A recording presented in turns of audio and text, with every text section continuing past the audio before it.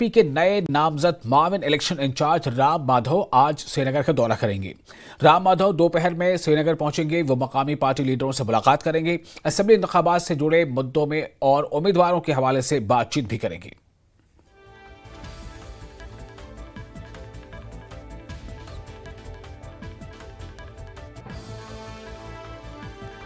तो आपको बता दें कि जम्मू कश्मीर चुनाव के लिए इंचार्ज बनाया गया राम माधव को। हालांकि पहले से ही जी किशन रेड्डी भी इंतखाबात के इंचार्ज हैं और उनके साथ साथ अब राम माधव को भी जम्मू कश्मीर इंतखाबात का इंचार्ज बनाया गया है। राम माधव आज श्रीनगर पहुंचने वाले हैं।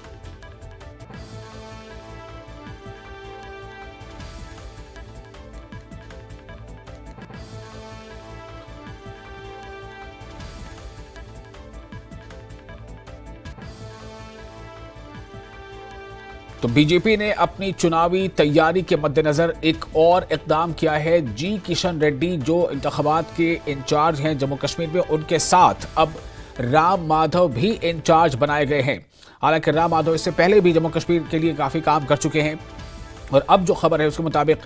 राम माधव भी जी किशन रेड्डी के साथ साथ राम माधव भी जम्मू कश्मीर में बीजेपी के इंतखाबी इंचार्ज होंगे। और समीर इस वक्त हमारे साथ जुड़ चुके हैं इस खबर पर ज्यादा जानकारी के साथ। समीर, राम माधव की एंट्री एक बार फिर जम्मू कश्मीर में चुनावी इंचार्ज बनाया गया है। हालांकि पहले से जी किशन रेड्डी भी वहां इंचार्ज हैं, तो इस इकदाम को किस तरह से देखा जाए और बीजेपी के इस इकदाम के पीछे अगराज और मकासद क्या हैं? देखिए, पहली जो सूचना हम दर्शकों को देना चाहते हैं वो ये कि राम माधव आज श्रीनगर के दौरे पर जाएंगे। ऐसी खबरें आ रही हैं। बीजेपी के जो नेता वहां से श्रीनगर से उन्होंने कन्फर्म किया कि राम माधव आज श्रीनगर जाएंगे लेट आफ्टरनून को, और उसके बाद वहां पे कई जो नेता हैं, पार्टी के वरिष्ठ नेता हैं श्रीनगर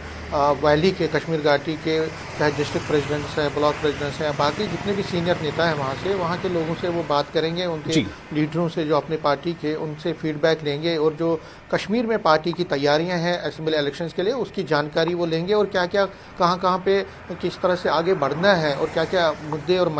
लेने हैं, वो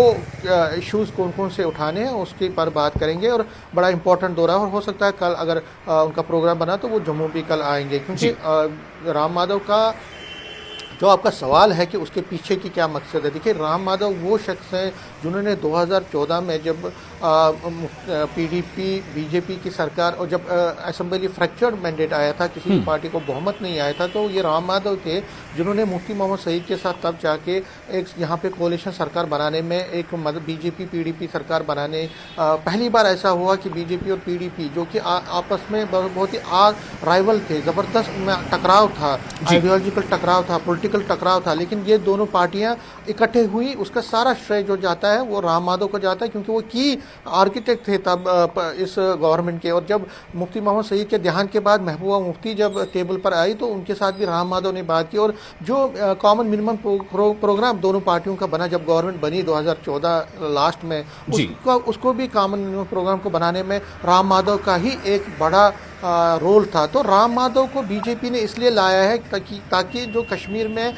जो बिसात है, जो साधने की कोशिश की जा रही है अलाइज को, जो इंडिपेंडेंस को किस तरह से, क्योंकि राम माधव को पता है जम्मू कश्मीर की सियासत, उन्होंने यहाँ पे बहुत सालों तक काम किया, यहाँ के इंचार्ज रहे, यहाँ के चप्पे चप्पे से वाकिफ हैं, यहाँ की मूड, यहाँ के सियासी मिजाज को वो जानते हैं, यहाँ के सियासी बिसात को किस तरह से चलाना है उसको वो जानते हैं, यहाँ क्या करना है बीजेपी किस तरह से। अगर मिशन कश्मीर को लेकर जम्मू में तो पार्टी को लगता है कि बहुत सारी सीटें लेगी, लेकिन उसका असली फोकस कश्मीर है और कश्मीर में राम माधव ने बहुत हद तक काम किया, बहुत सालों तक काम किया और वहाँ की पार्टियों को किस तरह साधना है, चाहे वो अपनी पार्टी है, डीपीएपी है या पीपल्स कॉन्फ्रेंस, उसके साथ साथ जो नए चेहरे हैं या इंडिपेंडेंट जिनको बीजेपी सपोर्ट करने की कोशिश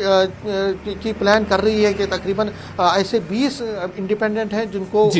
पार्टी जो है वो सपोर्ट कर सकती है। तो कहाँ से किसको सपोर्ट करना है, कौन से चेहरे होंगे, अगर पार्टी चुनाव लड़ रही, तो सारी ये चीज़ें हैं, क्योंकि राजनीति, जम्मू कश्मीर की राजनीति को वो समझते हैं। जी कृष्णा रेड्डी हालांकि नेशनल पॉलिटिक्स में या आंध्रा की पॉलिटिक्स में बहुत अच्छा है उनका, तेलंगाना या आंध्रा की पॉलिटिक्स में बहुत अच्छा है उनका, लेकिन जम्मू कश्मीर की सियासत को जी कृष्णा रेड्डी इतना बारीकी से नहीं जानते हैं जितना राम माधव जानते हैं। राम माधव को लाया गया है इसी गरज से, क्योंकि बीजेपी का जो मिशन है वो ये है कि पहली बार यहाँ जम्मू कश्मीर में अपनी सरकार बनाने का, फुल फ्लेज यहाँ बहुमत आ जाए, तो उसके लिए राम माधव अपना एक की रोल अदा कर सकते हैं। वो कैंडिडेट कौन से कैंडिडेट कहाँ पे उठाने हैं, कहाँ पे किस तरह से चुनावी बिल्कुल समीर, इसमें कोई दो राय नहीं, काफी तजुर्बा है उन्हें, लेकिन मेरा सवाल आपके जवाब से जुड़ा है। आपने कहा कि राम माधव ने उस वक्त एक बड़ा रोल प्ले किया था जब पीडीपी और बीजेपी जैसी जो बिल्कुल दो धड़े की पार्टी, जो दो धारा में बह रही होती है, उनको जो है वो एक साथ पार्टियां आई और हुकूमत बनी। क्या राम माधव के दोबारा आने से एक बार फिर कुछ ऐसी चर्चा जोर पकड़ेगी कि क्या फिर से कहीं पीडीपी बीजेपी का कोई अलायंस होगा? देखिए, ये सवाल मैंने कई पीडीपी के और बीजेपी के नेताओं से बात की थे, लेकिन कई दोनों तरफ से ना आया। देखिए, सियासत में हाँ ना होता है और ना हाँ होता है। बिल्कुल, सियासत में हाँ की शुरुआत ही ना से होती है, ऐसा कहा जाता है। जी बिल्कुल बिल्कुल बिल्कुल बिल्कुल आपने सही कहा विशाल। और राजनीति में जो क्लोज, देखिए अभी जो बातचीत चल रही है वो कांग्रेस और एनसी के बीच चल रही है सीट एडजस्टमेंट का, और राहुल गांधी आज श्रीनगर पहुंच रहे हैं और ऐसा चल रहा है, ऐसी बातें चल रही हैं कि और दोनों पार्टियां जो है अलायंस फॉर्मेट में जा सकती हैं। हालांकि पीडीपी भी ये कह रही है, उन्होंने कल दावत दी राहुल गांधी की कि आप आ रहे हैं जम्मू कश्मीर तो पीडीपी को भी आप साथ लेकर चलिए। नईम अख्तर ने न्यूज़ 18 से जो बात की, उन्होंने ये कहा कि हम भी पीडीपी भी, लेकिन अगर पीडीपी का दरवाजा जो ये कांग्रेस और एनसी के साथ बंद होता है, उनके साथ अलायंस नहीं होता है, फिर क्या पॉसिबिलिटीज बनती है, क्या राम माधव क्या रहेगा? हालांकि पीडीपी इसको पूरी तरह से इनकार करती है, लेकिन मैंने ये कहा कि अगर पीडीपी ना हो, लेकिन कोई बड़ा खेला राम माधव के जरिए खेला जा सकता है, क्योंकि वो कोई बड़ी चीज करने में माहिर है। जब 2014 में फ्रैक्चर्ड मैंडेट आया था तो किसी को भी ये गुमान नहीं था कि पीडीपी और बीजेपी की गवर्नमेंट बनेगी, क्योंकि बीजेपी और पीडीपी हमेशा एक दूसरे के खिलाफ लड़े हैं, उनकी आइडियोलॉजिकल लड़ाई पहले से रही थी। लेकिन राजनीति, जिस तरह मैंने कहा कि ये पॉसिबिलिटीज का गेम है, यहाँ पे कुछ भी हो सकता है, और जो हम देखते हैं वो होता नहीं है, जो होता है वो दिखता नहीं है ज्यादा। तो इसलिए कल क्या होने वाला है इस पे सबकी नजरें रहेंगी, लेकिन उनका जो एंट्री हुआ है ये एक दिलचस्प एंट्री है, एक बड़ी डेवलपमेंट है, और उनकी एंट्री से जम्मू कश्मीर पॉलिटिक्स में कई समीकरण चेंज होंगे, बीजेपी के भी समीकरण चेंज होंगे, क्योंकि अब जो लोग राम माधव की नज़र में जिनकी मास बेस है, जो पोटेंशियल है, उनको आगे लाया जा सकता है। कई नेता जो है जिनको लग रहा था कि पहले कि उनको अब चुनाव लड़ना है, हो सकता है राम माधव के आने के बाद उनको थोड़ा मायूसी हुई होगी, क्योंकि राम माधव चपे से वाकिफ है, जम्मू कश्मीर की राजनीति में कहाँ से क्या होता है उसकी नज़र उनको है। बहुत सालों के बाद वो जम्मू कश्मीर में दोबारा एंट्री कर रहे हैं पॉलिटिक्स में, उनकी रिहेबिलिटेशन दोबारा से हुई है नेशनल पॉलिटिक्स की भी अगर हम बात करें। राम माधव कई सालों तक साइड लाइन हुए थे, लेकिन अब कई दिनों पहले उनको आरएसएस की जो इंटेलेक्चुअल कमेटी है उसका मेंबर बनाया गया, तभी से लग रहा था कि राम माधव जो है उनको नए सिरे से रिहेबिलिटेट करने की कोशिश है, और अब उनको जम्मू कश्मीर का की इंचार्ज बनाया गया है, इलेक्शन इंचार्ज अलॉन्ग विद जी कृष्णा रेड्डी। तो कहीं ना कहीं उनको एक बड़ी जिम्मेदारी दी गई, और बीजेपी के लिए एक बड़ी जिम्मेदारी है, क्योंकि बीजेपी इस वक्त एक बड़े इम्तिहान से गुजर रही है। धारा 370 हटने के बाद पहली बार यहाँ असेंबली पोल हो रहे हैं, और इस पे सबकी नजरें रहेंगी। अगर बीजेपी ने यहाँ अच्छा किया तो नेशनल लेवल पे उसका इम्पैक्ट रहेगा, और ये बीजेपी कहेगी।